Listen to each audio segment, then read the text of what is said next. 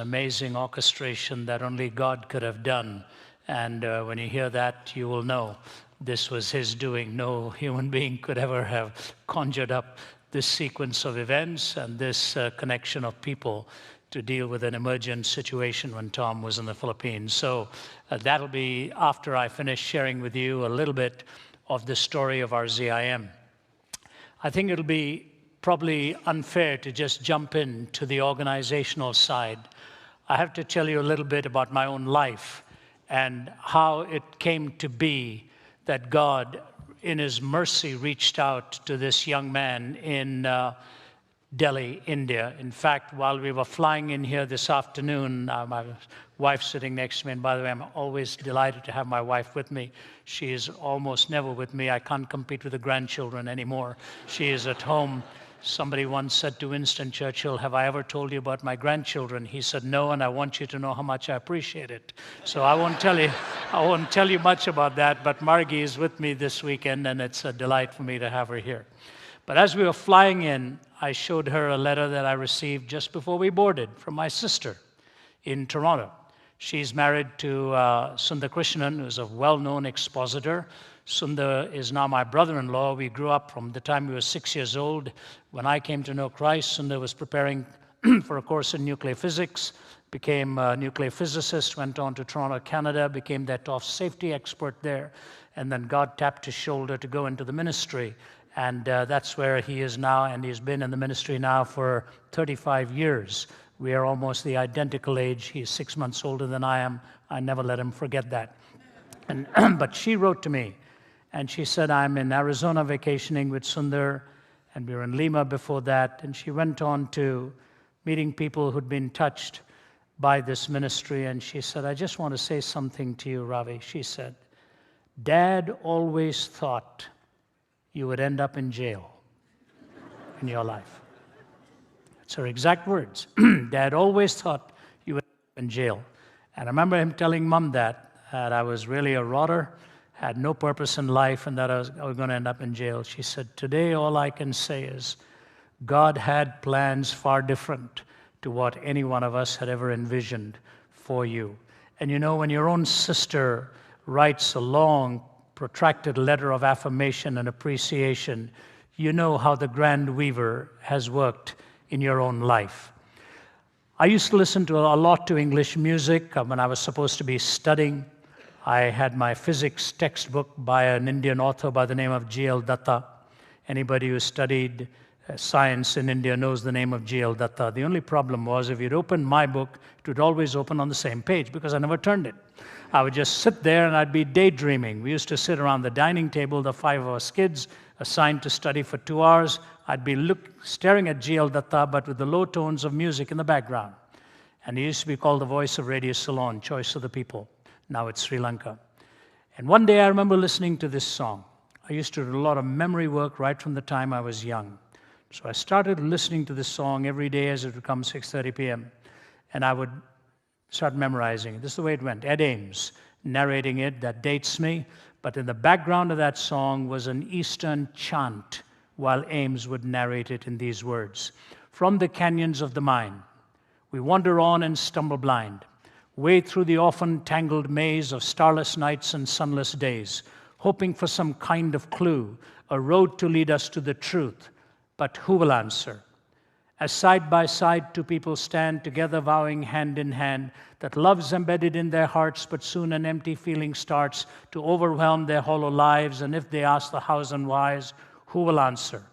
As far upon a distant ledge, far upon a distant hill, a young man's lying very still. His arms will never hold his child because a bullet running wild has struck him down, and now he cries, 'My God, oh why, oh why?' And who will answer? As high upon a lonely ledge, a figure teeters near the edge, while jeering crowds collect below to egg him on with, 'Go, man, go.'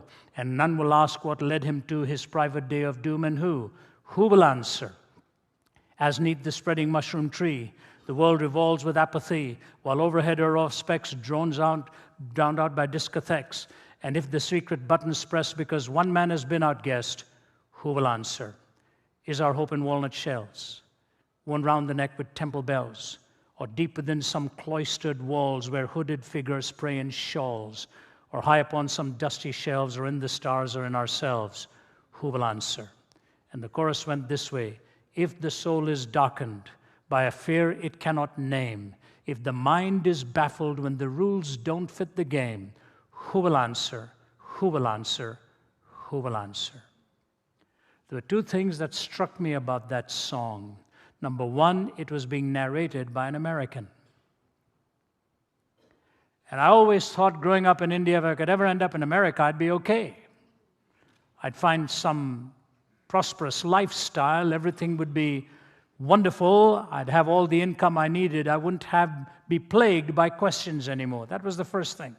But the second thing was, it was not what would logically come into your mind, what is the answer, but it was who will answer.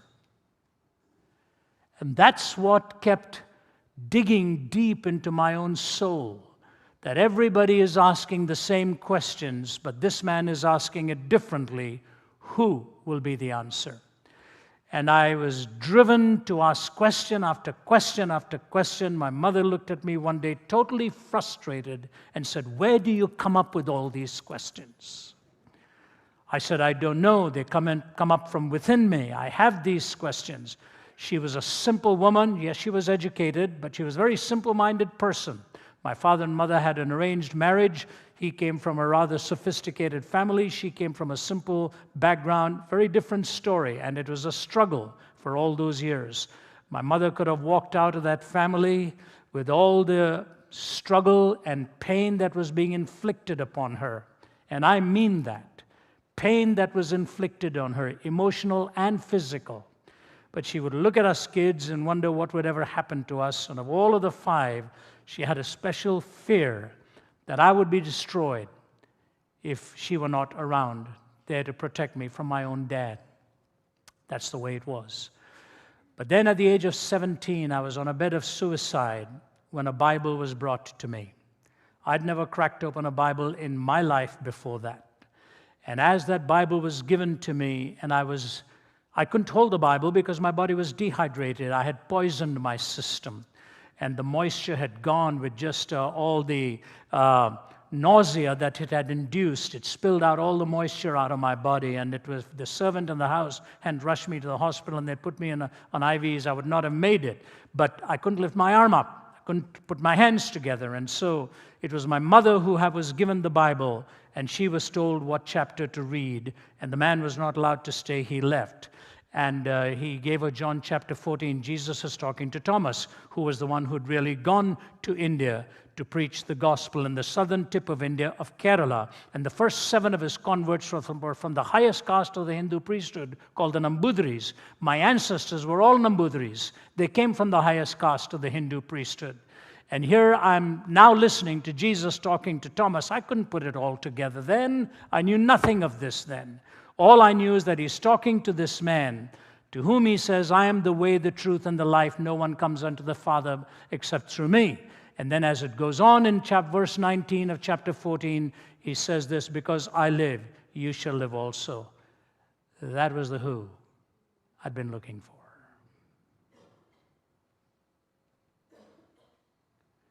That was the who I'd been looking for. Because I live, you also shall live. And I just prayed a simple prayer. I said, "Jesus, if you are who you're claiming to be, the author of life, the giver of life, take me out of this hospital room. I will leave no stone unturned in my pursuit of truth. I will follow you with my whole heart." That was when I was 17 years old. I celebrated my 69th birthday 2 weeks ago, 52 years ago. That transformation took place.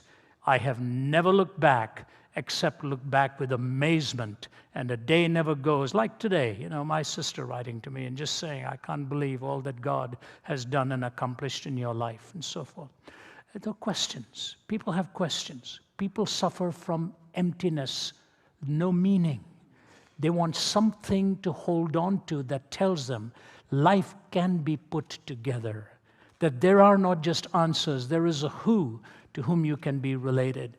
And so when I came to Canada and was going into business, long story, I won't belabor all of that, I was going into the hotel and catering, the hospitality industry. I saw what was going on in those hotel rooms night after night. I was only 20 years old at that time, and I said, there are more problems here than solutions. People are coming here barren and empty, and once that midnight hour strikes, a mania seems to break out in these places. All kinds of things happen. Said, I don't want to be hanging around this the rest of my life. I turned in my resignation, went into theological training, and graduated and pursued several studies, both at Trinity in Deerfield and then at Cambridge University and so on. All that happened in my heart, God had prepared for a purpose. And in 1983, when I was a professor in Nyack, New York, for the denomination, that's where I first met your pastor, by the way, Pastor Joe. We've known each other for many, many years. I was with the Christian Mission Alliance. I still am licensed and ordained by them. I've been with them now for 42 years of ordained ministry. I'm licensed with them.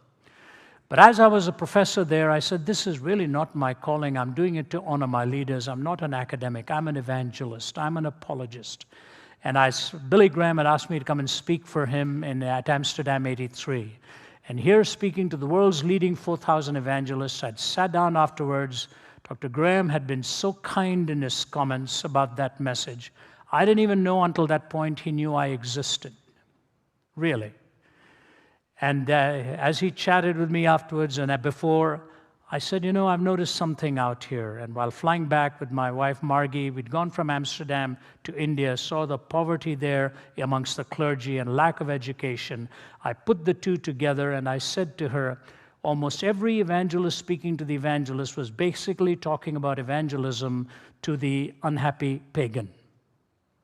I said, and that's wonderful, but nobody's telling us how to reach the happy pagan. And there's a lot of happy pagans around, those who are not even asking the questions. I said, if your life is falling apart, yeah, you need a doctor. But if you think you're well, but you don't realize that inside of you is something that is not immediate, but is just as fatal. How do you reach that kind of person? So I told her I was going to go back and resign my job. And you know, we had 3 young children. I was the chairman of the department. You had a salary coming in. You had all the security. What are you going to do with 3 young kids and you're going out on a step of faith to start a new ministry? So I said to her, don't tell your mom and dad about this, please. No, because he gave me quite the interview before I married her. And he was a rigorous chemical engineer. About the only thing he didn't ask me at that time was the length of my trousers. He'd asked everything else from my bank account, what I planned to earn, how I planned to support her, and all of that, because he expected it to be my duty. I said, please don't tell your mom and dad about this. As a matter of fact, don't tell anybody about it. Let's just pray. If we had $50,000 from somewhere, we'll take this as the Lord's prompting to move ahead. I want to start a Christian apologetics ministry and build a team that'll defend the faith in the midst of audiences comprised of the happy pagans, in the academic arena, in the intellectual arena, in the business arena, and in the arts. 4 of those arenas, and of course within churches and so on. So she said, boy, that's a lot of money. I said, yep, we never received anything like that. I think I forget even what the biggest amount I'd ever received as a young student. And so we're praying about this. And then I was invited to speak to about 300 businessmen and women not far from here in a place called Sawmill Creek, Ohio. Okay. So I got off the plane. I didn't even know where Sawmill Creek was. We were driven out there, landed at Cleveland. I spoke to these business people. And Gordon MacDonald was the other speaker. I'd spoken 5 times. And at the end of it, I closed my Bible and I said, I want you all to do me a favor. When you're driving back to the airport or wherever you are in Ohio, will some person in each car please pray for me and my wife? I can't tell you what it is about. We're seeking God's wisdom. That's all I want to tell you. Ask God to give us His wisdom. Margie and I went back to our room, picked up our suitcases. We were walking out. There's a man standing by the glass doors. He said, I want you to know, I went back to my room and I got on my knees and prayed for you. And before I got off my knees, praying for wisdom for you, I said, God, is there anything you want me to do to help this young couple? And he said, God has laid on my heart to give you a check for $50,000.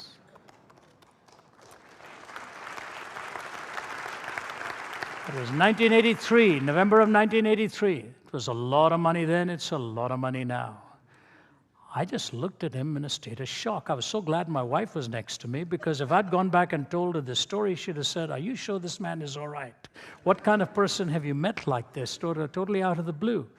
So I looked at him and I said, "Your name is, sir?" He said, "My name is D.D. Davis. I'm from Youngstown, Ohio." He said, "I've loved what you've done this weekend. I want to take care of you."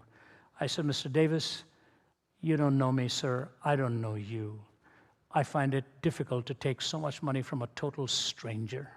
If you will tell me where you live, I will fly in and see you sometime in the next couple of months. And after I tell you what's on my heart, if you still feel so inclined, we can talk further then."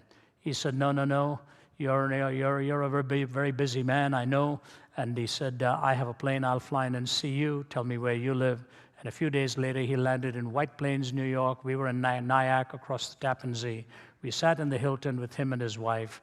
And as I poured out the heart for a ministry in Christian apologetics that'll reach the thinker, reach the skeptic, reach the happy pagan, prepare our young men and women in our churches and adults in our churches to be able to give a reason for the hope that is within them, and to be able to give a meaningful answer to the questions that are asked of them, that's what I really want to do. And you know, the tears were running down his face. Do you know what he said to me? He said, "Ravi, I have not even finished high school," he said. He said, "I ran away from home when I was 18. He said, "But I know how to make money." He said, "I've made more money in my life than I'll ever be able to spend.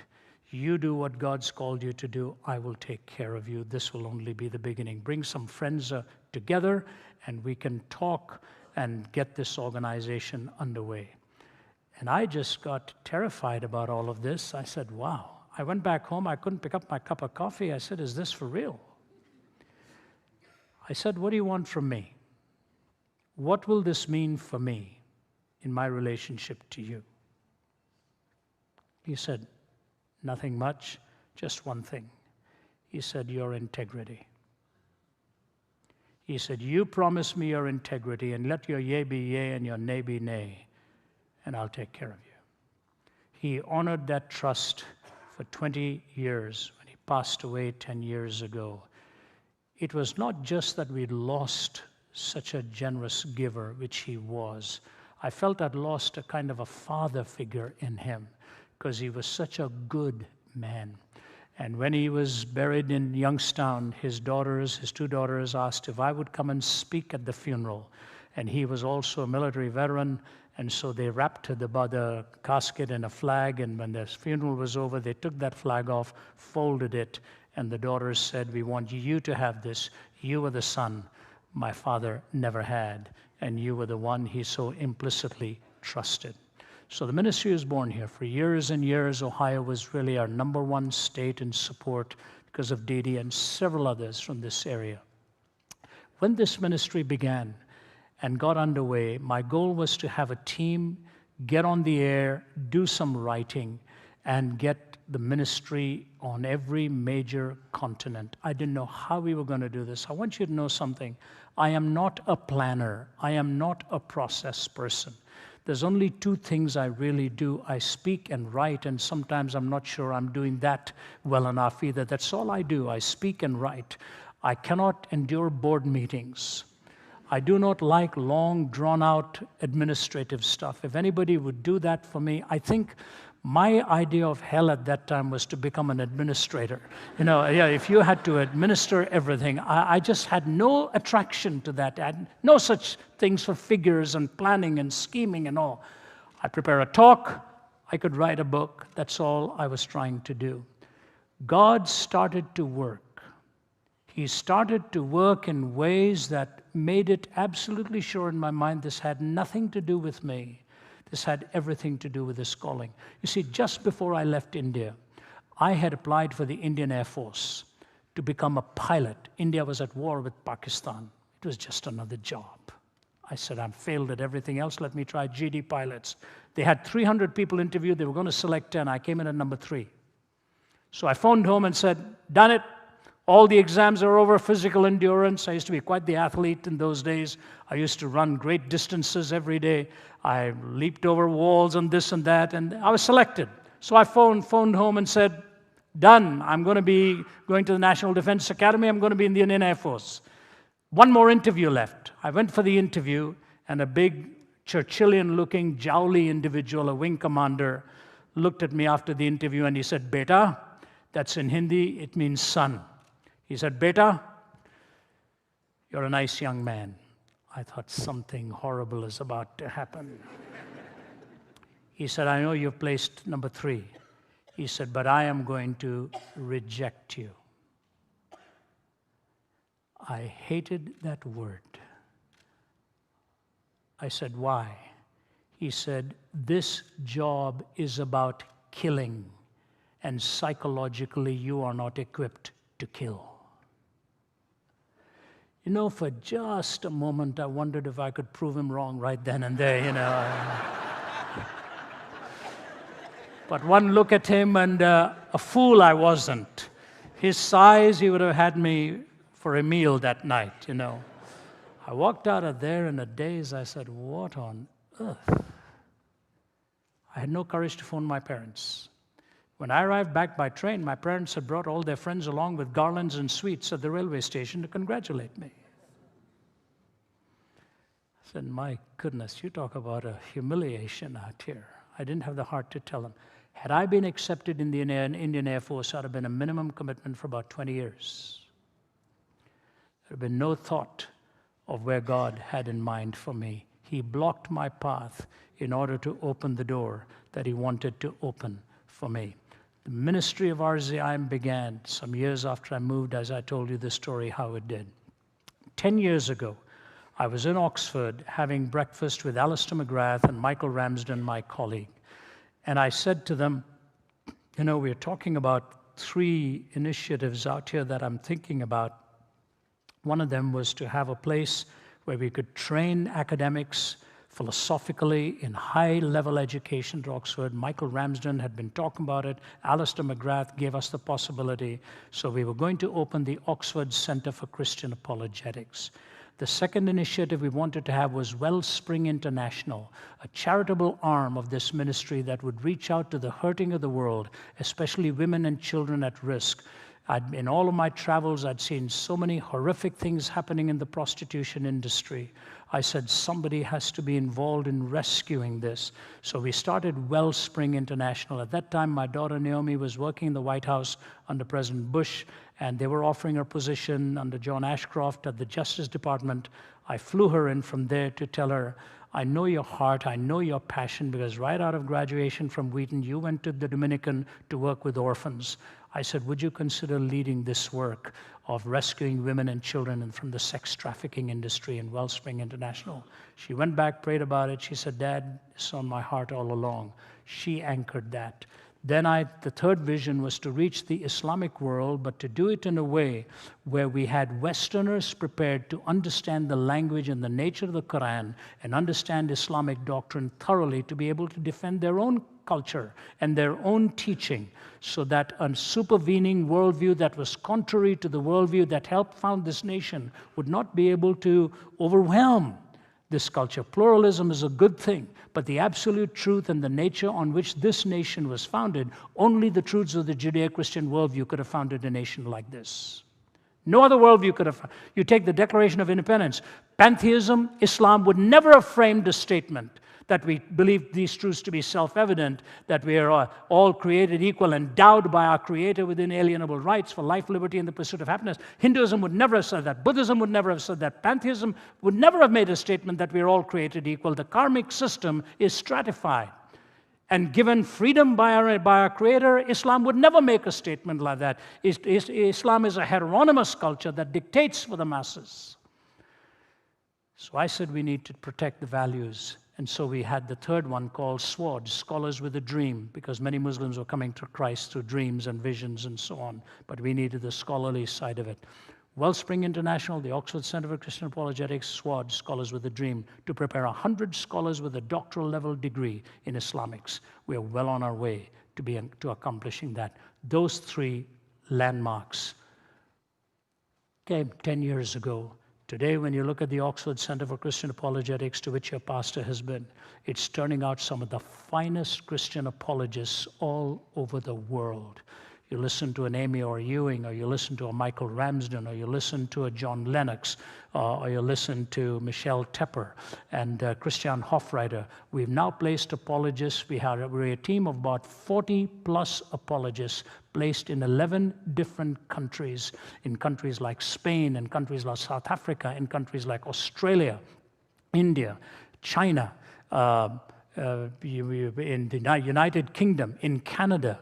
We've got a whole slew of well-trained apologists. And I just want to give you a couple of illustrations, and then I'll close.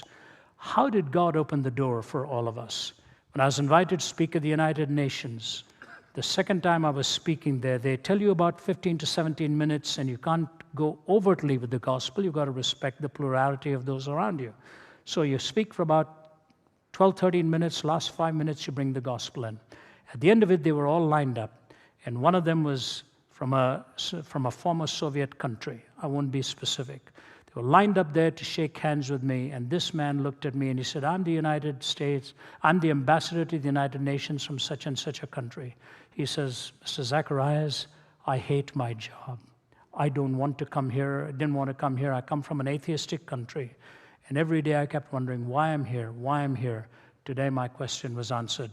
I came here so that I could find God. Will you please pray with me? And I had the privilege of praying with him, seeing him come to Jesus Christ. Just 2 weeks ago, I was in Jakarta, Indonesia, at a wedding. It's a Chinese tycoon, one of the leading industrialists there. There were 10,000 people at the wedding. And I was called at 5:30 in the morning saying there was an Orthodox man following a major guru in India. And this man is from Australia, but he's of Indian stock. He's been wanting to meet you to ask questions. I said, it's 5:30 in the morning. I've got a part to play here and so on. He said, please, this guy wants to see you. He says, come all the way, he wants to see you. A close friend of the man whose son was getting married. I said, can we do it at 3:30 in the afternoon? He said, okay. So this man comes up to our room at 3:30 in the afternoon. It was no more than 30 minutes later, the tears are running down his face, and this high-placed businessman is bending his head, giving his life to Jesus Christ. When I walked out of that hotel that evening, we were about to board the car, get into the car to go for the reception. His wife came to me and said, my husband was a fanatic with the guru that he used to follow. I couldn't believe what he said to me has just happened this afternoon. We see this all over the place. Our radio program is on 2,000 stations. The letters that we get, 10 days ago or 2 weeks ago when we were in Indonesia, my wife went to Papua New Guinea. She's always wanted to go into the interior there. Margie hails from Toronto and wanted to be a missionary to Papua someday, and I followed up all those plans for her when we met. So she said she wanted to go to Papua, and they arranged for a flight to take her into the interior, 5 hours away from Jakarta. And there she was around a table with some missionaries and saw some of the local residents there. And then the father of the missionary was 100 years old.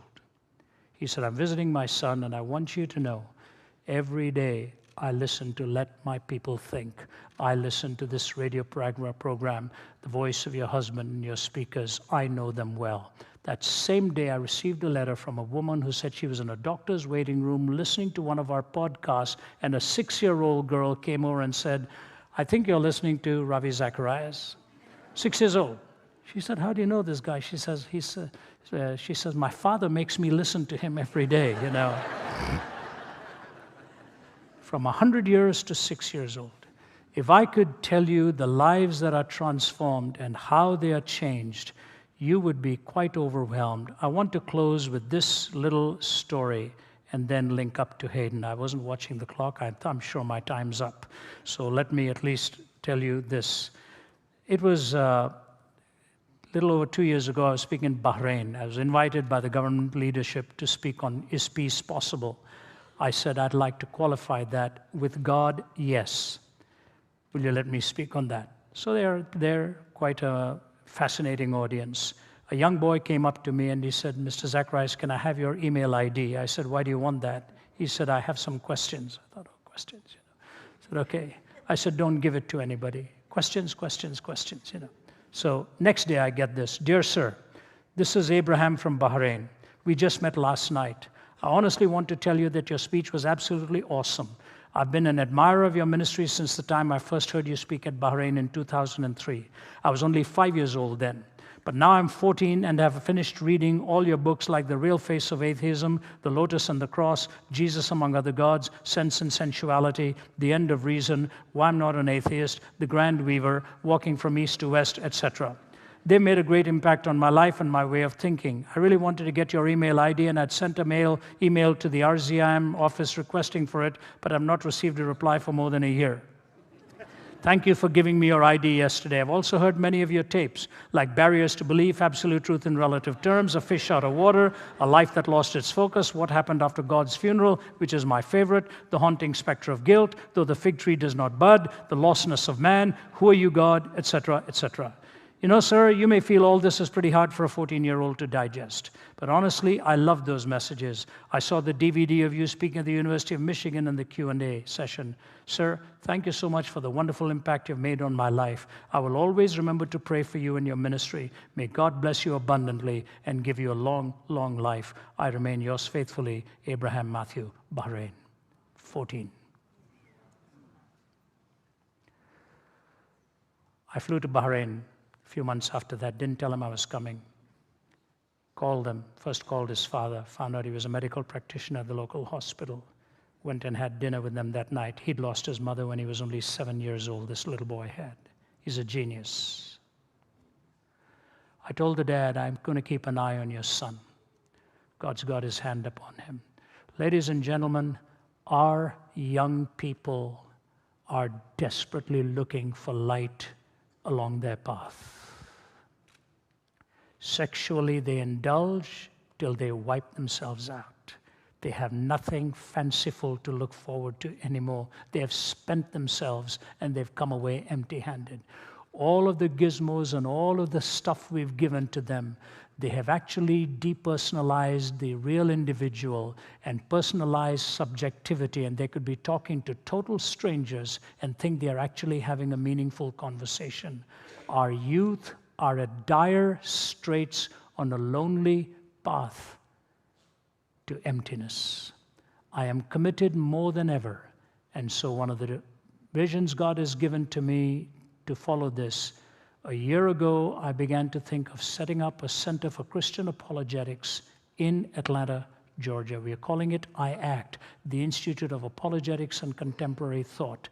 We're in the process of negotiating the purchase of a large building and a few buildings there to bring in youth from all over the world, to prepare them and train them, to help our churches, help our pastors, have symposiums, bring in the best scholars, have scholars in residence to be able to prepare the church to face a kind of a strident skepticism. You cannot set a tepid Christianity besides a scorching paganism. You cannot set a tepid Christianity besides a scorching paganism. And we have to have that heart warmed and the truth so ably defended. Maybe we'll get a chance on Sunday night to answer some questions on that. And now to my closing thought. It was a year ago in June, I was in Manila in the Philippines, and I'd finished speaking. I'd spoken. There were several thousand in attendance. I was tired out. And a gentleman had asked me to go for dinner. So I said, all right. I'd already told him I'll be tired by the end of the day. No speaking. Just dinner, right? Because I found out there's no free meal when you're in the ministry. It's like doctors going to dinner. They never have a dinner without getting consultations by whoever is sitting next to them. And so I said, okay, if you just want to take me out for dinner. So we're driving, and I thought, something is not right here. Matt was my traveling associate at that time. I said, I have a feeling I'm going to speak here, because why is he taking us so far? So I arrived, and there's about 45 business people sitting around their tables and a lectern. I said, this is no dinner. They're going to eat, and I'm going to talk. Sure enough, he introduces me. I have a friend here, and today's my birthday, and this is my birthday gift to you. So his birthday gift to them was me. So I start speaking. I said, this is no fun, Well, I did. He wanted me to speak on a search for meaning. And then he said, now that we've made this man suffered so much, let's inflict a little more suffering. Why don't you answer some questions? So I said, okay. So I stood up, and this guy here, Hayden Coe, comes up to the front of the microphone, and he puts his arms out like this. He's got a big span. And he says to me, meaning, I'm living with pain, shame, and guilt. Where is their meaning? And there are tears running down his face. He starts to tell his story of trying to take his life a couple of times. I don't know who he was. And all I said to him was, you look like a man made for the movies. I didn't know he was a movie actor. I said, you're talking about pain, shame, and guilt? I said, what you're talking about is so deeply personal.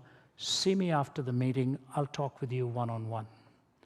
So he came to the back, but of course, because of who he was, the people hovering over, listening to the conversation. And as I saw what was happening in his heart, I thought to myself, I don't want to be speaking. I didn't want to speak. I was like a Jonah. I didn't want to answer questions. I just wanted a break.